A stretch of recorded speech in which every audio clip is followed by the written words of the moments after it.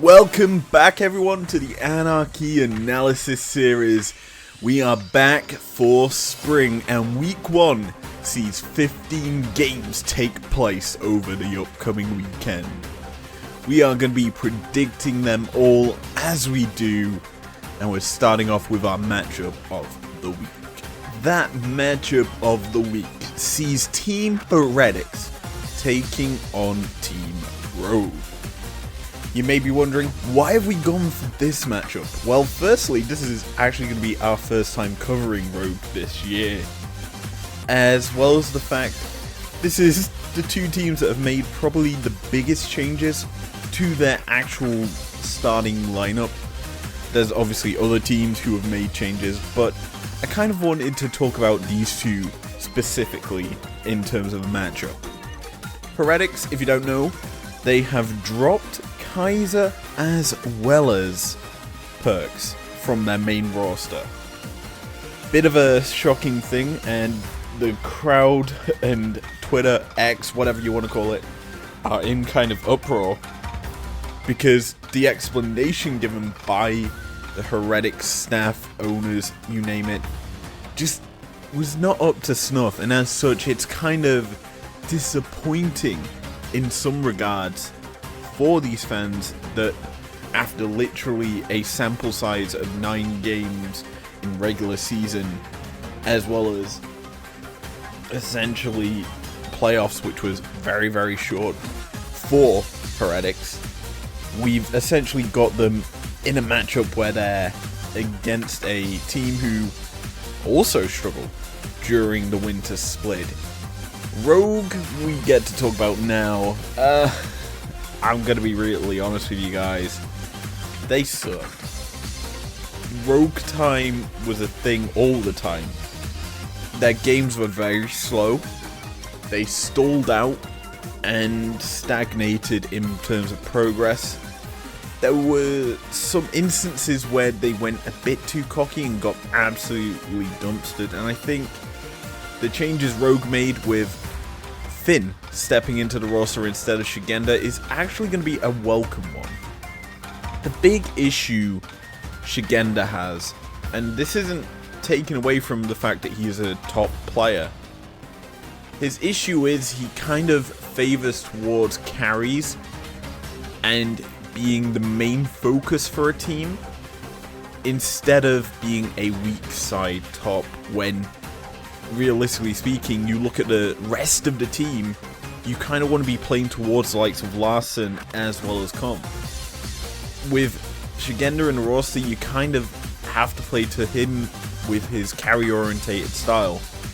Now with Finn coming into the roster, you still have the threat of the carries, but he's also able to play the more tankier picks, the Orns, the Scions, those sort of things that can kind of relieve the rest of the team, the weak side as it should be in the top side.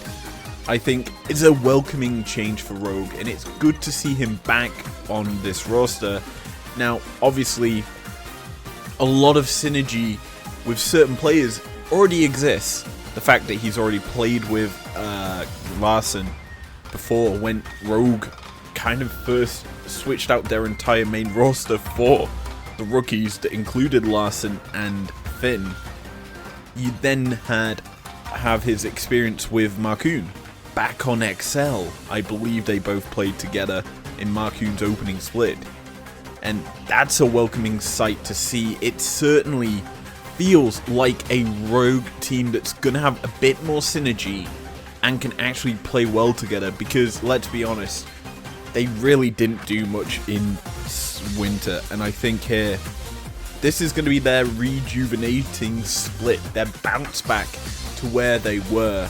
Sure, it's not the same Rogue that won the LEC in 2022, but it's still a team that can be threatening a top spot if they get going. And that is something that needs to be considered going into this matchup. You've got a Heretics making switches that could be seen as bad, versus a Rogue making switches that are coming out good in terms of people's or fans' impressions on it. What I will say is, my prediction for it is a Rogue win. but don't be surprised if Heretics come out swinging, destroy Rogue, and Rogue still have them issues from the previous split. I think they will still linger. However, only time will tell, as we've got literally our first 3 games with each team this split happening this weekend. It is rapid fire Randy time. We're going to be going through day 1 and day 3's predictions in stupidly quick fashion, and then we're going to go through day 2 and predict each game there. So day 1, let's go. We got Vitality versus Team Heretics. I've gone with Vitality. Fnatic Rogue. I've gone with Fnatic. G2 BDS, a rematch from the winter playoffs. I keep forgetting that's a split. I've gone G2. KC versus GX. I've gone with Coming Corp. MDK versus SK. I've gone with SK. No, sorry. I can't read my own prediction. I've gone with SK. Not SK, MDK. I thought this was rapid fire. God damn it. Day 3, let's go. Rogue versus BDS. I have gone with BDS. I really cannot read today. SK versus Vitality. I've gone with SK. MDK versus Giant X. I've gone with MDK. Fnatic versus Heretics. I've gone with Fnatic. And lastly, we've got KC versus G2. I have gone with G2. Now let's round out this prediction video with the last 4 games of day 2. So let's kick off day 2's action with Vitality taking on BDS. And as this is the first time we're talking about these 2 teams, 2 French organizations coming into this split, BDS are an interesting team, interesting organization as a whole. My thoughts about this roster are that essentially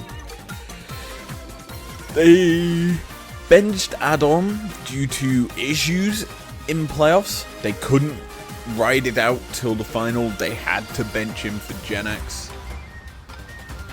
Made 0 sense for the fact that he's still on this roster coming into spring. So things must have been hashed out, you'd hope, for Europe's sake, because BDS were the best team, without a doubt, in the winter split, behind G2. And here, going up against a Vitality's team who had a rough week 1, bounced back in the following weeks, then made an alright run through playoff, didn't do overly well, obviously. They finished about where people expected them to.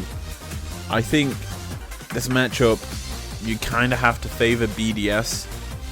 We don't know the ins and outs of the issues in the behind the scenes, but based on the form that was shown during winter, we've got to give the prediction to them.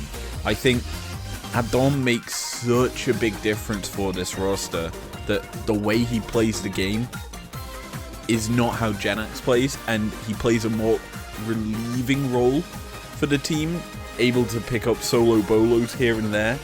It's just the team relies on him a lot in order to win, and I think missing him was huge during playoffs, and that's why I think here in the bounce back, this should be a BDS win. For once, I'm not going to flip a coin on a Carmine Corp game, because you know, it's staying the same, baby. I'm predicting Fnatic winning in their matchup on day 2.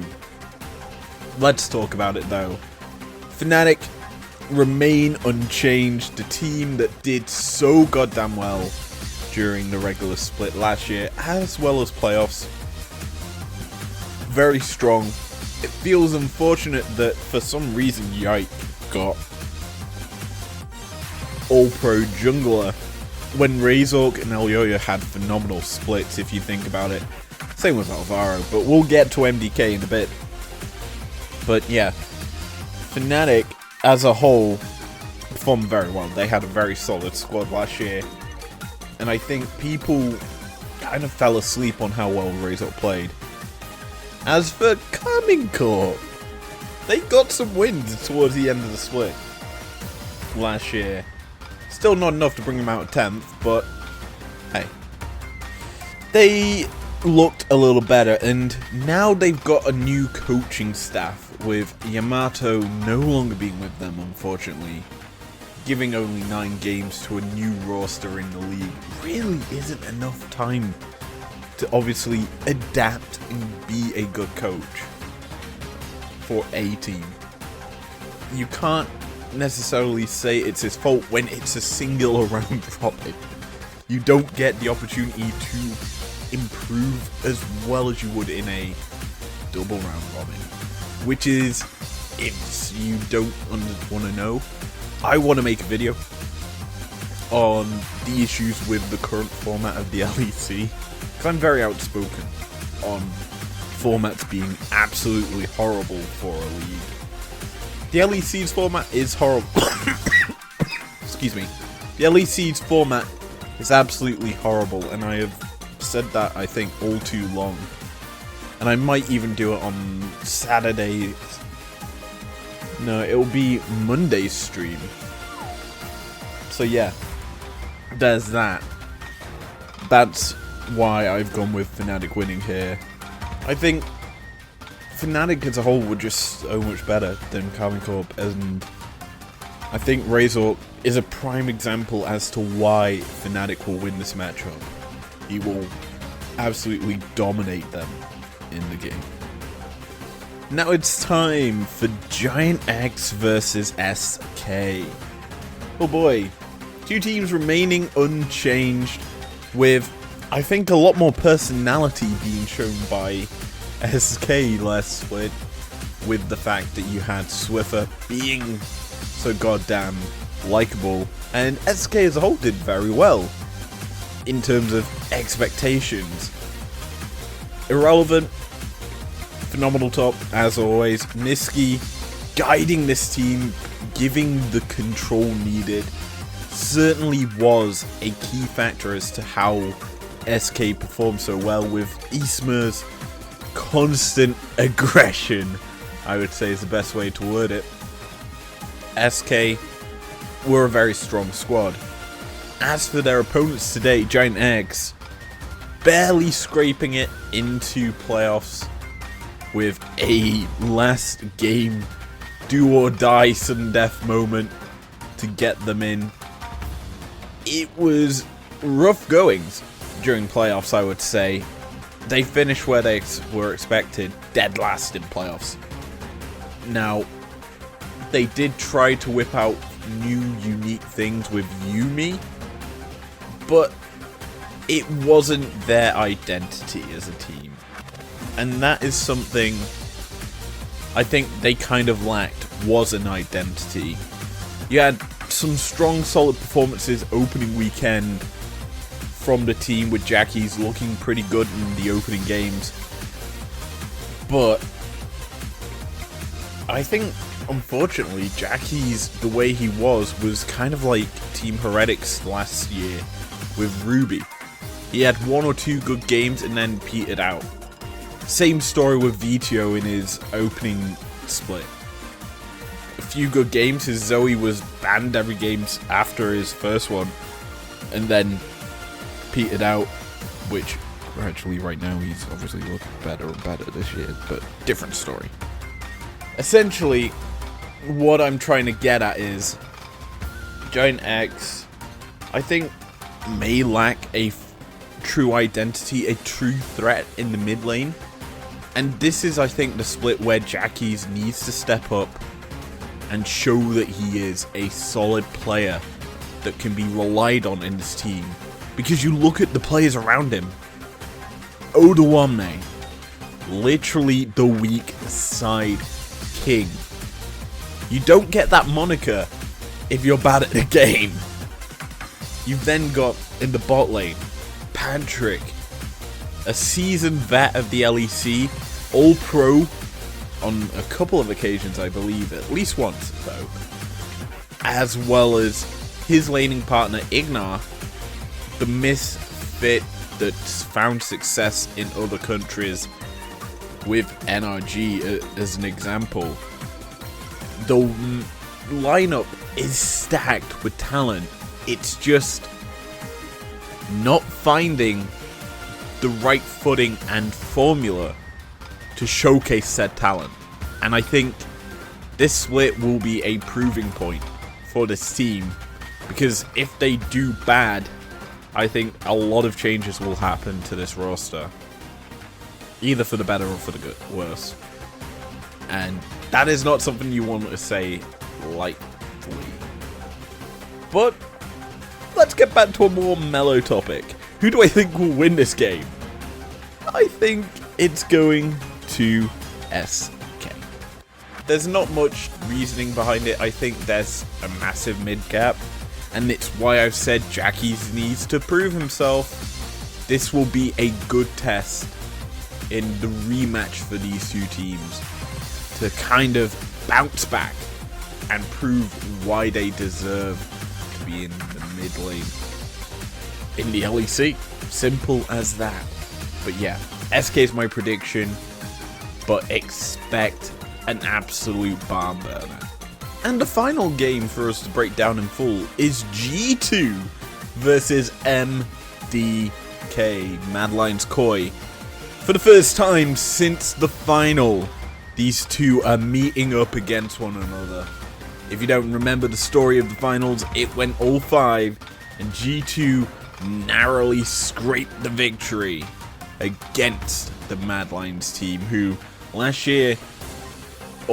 split were led by example by Elyoya, getting them through a lot of the games, but a standout performances from the bot lane of Alvaro as well as Super kind of got them into that position.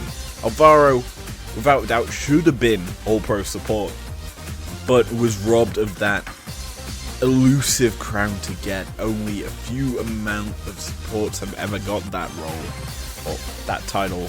I think Alvaro was deserving of it for this split. However, it is what it is.